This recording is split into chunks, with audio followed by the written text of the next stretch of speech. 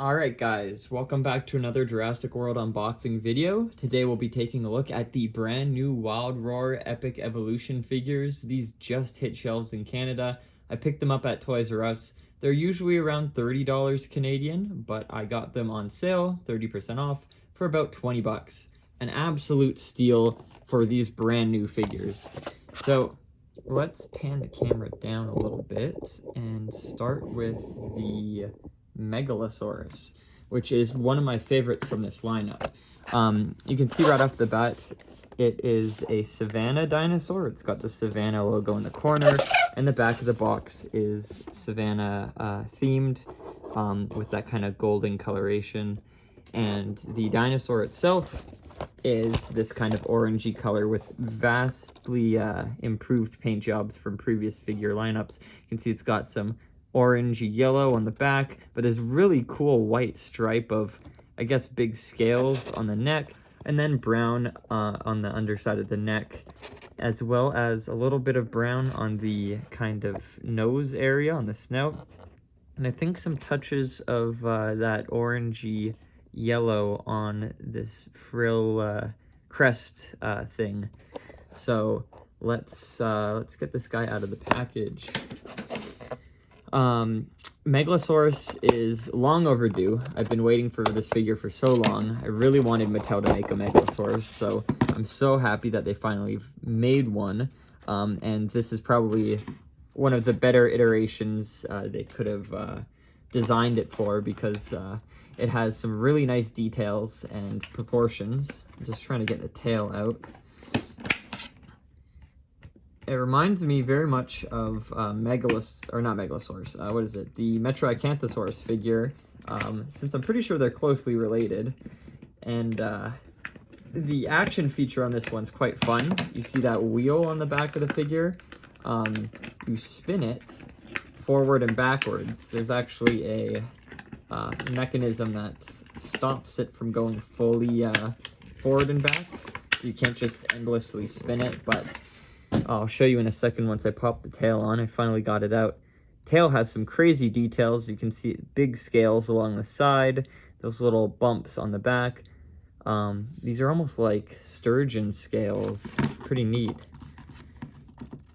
So we'll just stick that in there. There we go. For some reason, it's not wanting to stay straight. Weird. Let's see. It keeps wanting to not be fully aligned. See. Huh. Oh, it's okay. Close enough. The legs are unpainted. The tail is not painted at all. I definitely would have loved to see a little bit of paint maybe on this sturgeon scale stripe, just like the neck, having like a white line down here and then on the tail, but nonetheless, the front of the figure looks really good, and the spinning action feature on the back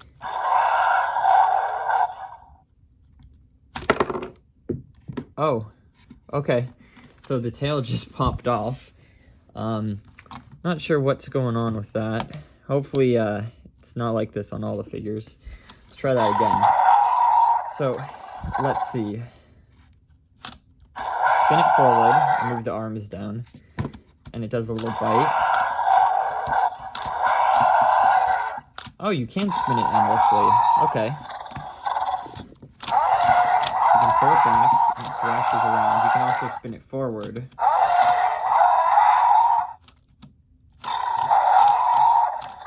That's actually pretty cool.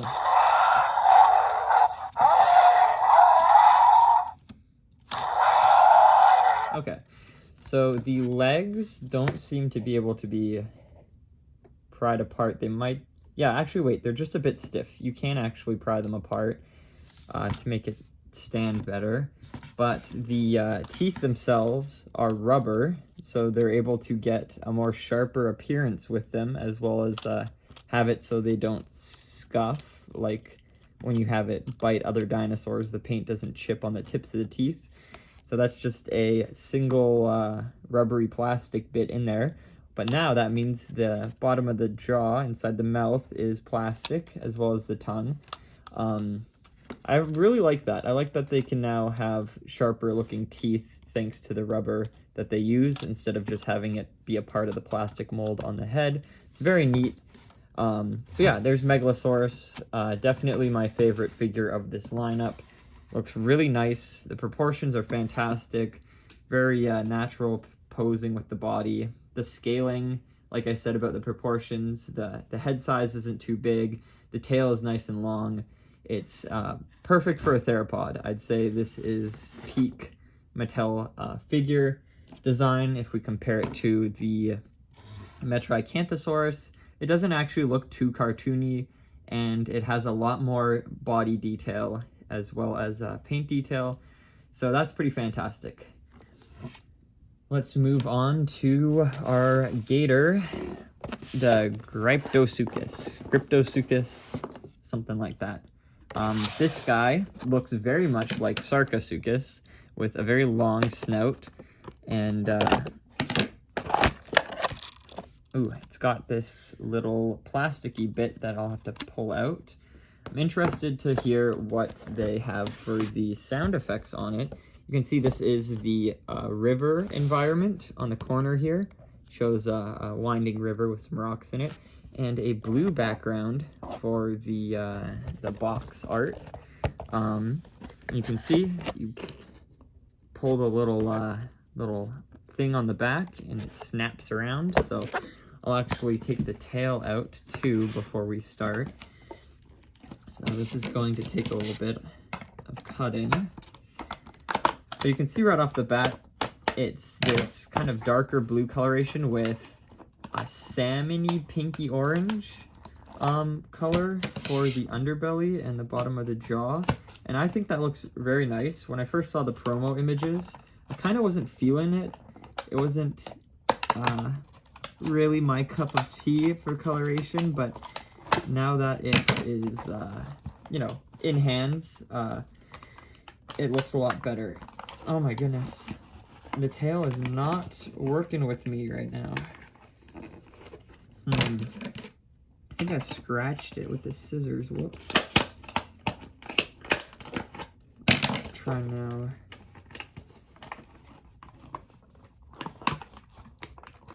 Yeah, I try to do as minimal amount of damage as possible, but you can see it's really wedged in there, so I'm just kind of trying to pry the plastic up with scissors.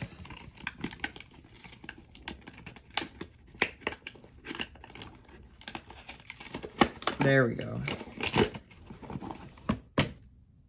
Yeah, whoops. Look at that. I scratched it with the scissors. Shoot. That's not that noticeable. I can always get another one. So you can see the tail is really cool, actually. It's got these massive kind of protrusions. The Sarcosuchus had a row of 2 of them on the tail down the sides, and this one has like one big massive row. So that's really neat and sets it apart. So it has a way shorter tail. So let's pop this in, see what it looks like. So there it is. It's in its entirety. Tail looking fantastic. It even has paint job on it with the purple stripes on every second kind of dorsal plate on the back, and then kind of blotching down the sides. The rest of the body doesn't have that purple on it, but it really makes the tail stand out, and I enjoy the fact that they finally did put some paint on the tail for once. The jaws are huge, very long, but very thin. You can see from the side view there's not much bulk to them, but from a top view, they're quite wide, and very much resembling the Sarcosuchus in head shape. But this guy has a slightly smaller head build in terms of width, and for length it's just a tad bit shorter than the Sarco. So let's see what it sounds like now.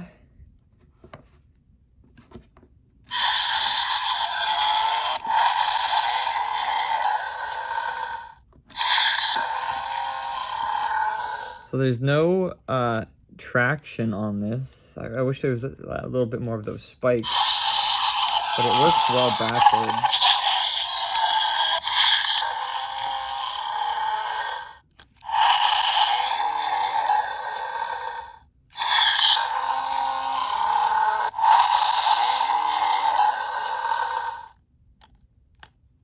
Okay, that's decent. I like it. Huh. So the head snapping feature is really nice. You can see it kind of goes from side to side and opens and closes, which is simple, but the length of the jaws makes it very effective for the really fast chomps and swipes. I love those little tiny horns on the brow ridge there. They are fantastic. They really add to the figure and set it apart from the Sarcosuchus. Even the snout, the tip of the snout, really nice with this little knob on the top. And then the detailing on the body is typical of the Sarcosuchus. It has these spikes, but again, Mattel's designers really added some flair and had those spikes be higher ridged right on the base of the back. It's not as detailed, especially with like the wrinkly pattern, but it's definitely with the legs and whatnot a similar kind of alligator skin, obviously because it's related, but the tail is my favorite part. I love the spikes on the tail. The length of the tail is perfect, and the crouching position with the legs is great. The coloration on the underbelly kind of also reminds me of like a salamander, like the fire belly salamanders, so that's pretty neat. And the inside of the mouth is this kind of light pink, very realistic for that. And of course, all the teeth are that plastic, so they don't get scuffed at all. So yeah, no, perfect. Love this figure. Put him off to the side. Next, we've got the Hesperosaurus. So this is a stegosaur. Kind of looks like there's a stegosaur that starts with a W. That's what I thought this guy was going to be originally, but let's take him out of the package. Very long legs on this stegosaur, and a very interesting body position with that tail held quite high. The tail itself is going to be very short now that I see it in the package, so I'm going to free that tail right now, or at least try to. Oh, this is going to be easier. There we go. Got the tail. Look at that. The tip of the tail, unpainted spikes. They're just green, and no length to it at all. It's literally just the tip of the tail, and that is the length of it. I mean, it's not too bad, I guess, but it's quite short. At least the plates are a different color from the body. They're different plastic on there. The tail itself looks kind of weird. The spikes, again, being unpainted, kind of feels unnatural. It would have been cool if they just did it the same color as the splotches on the body and under the eye, but I guess they didn't want them to get scuffed. But yeah, so the legs, very, very, very long legs. It does have the articulation like the rest do in terms of the bending of the arms. There's no neck articulation for some reason. This guy is from the swamp or jungle. You can see big puddles of water and vines draping down. Packaging is, of course, green to show that. But yeah, no, the wheel is inside the plates here, so it kind of makes it awkward to get your finger in there and have it slash around.